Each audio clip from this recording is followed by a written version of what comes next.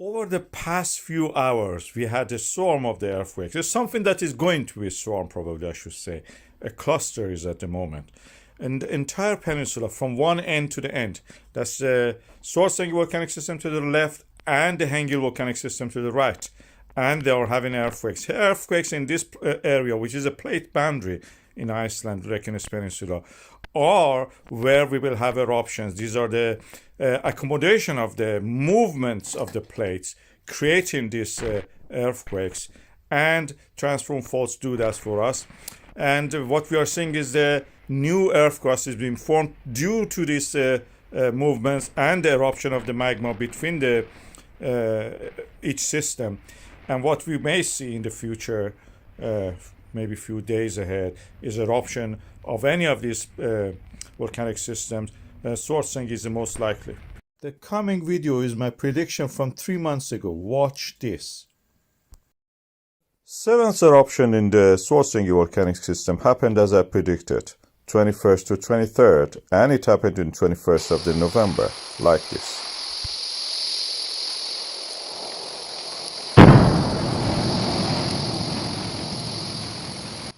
And within a few days, we could see the evidence for the accumulation of the magma within the earth crust, showing the land is rising, magma is accumulating, entering the reservoir.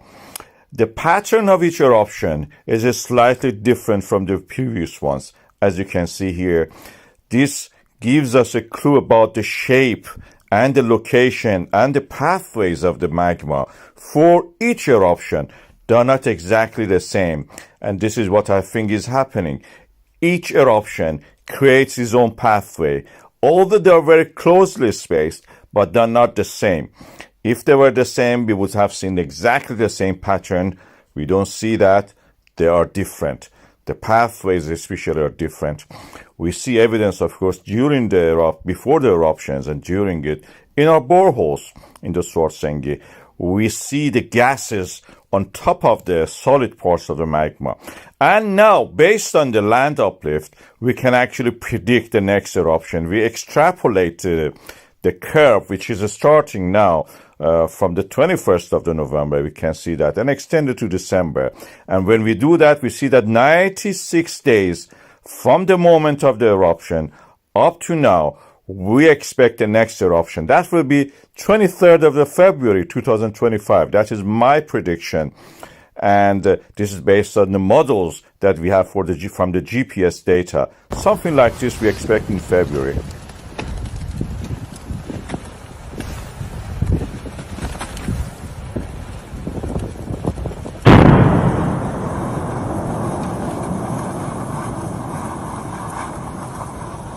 Of course, like many other things in science, you cannot be 100% sure. There is always a level of uncertainty.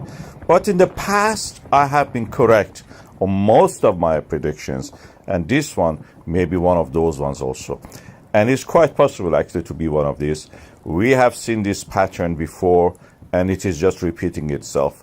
We remember that in this kind of systems which erupt consequently every month or every few years, this may last for a while. 10 years is the time we know for the Krefla fires. This may happen again and go for a while.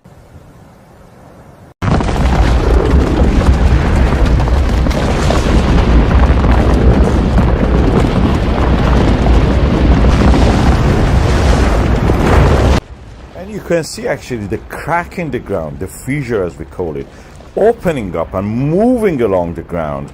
And you can see this here, the passage of the magma, opening the earth, splitting it, and then erupting as the fissure extends toward the direction. It's a butterfly pattern, as we call it.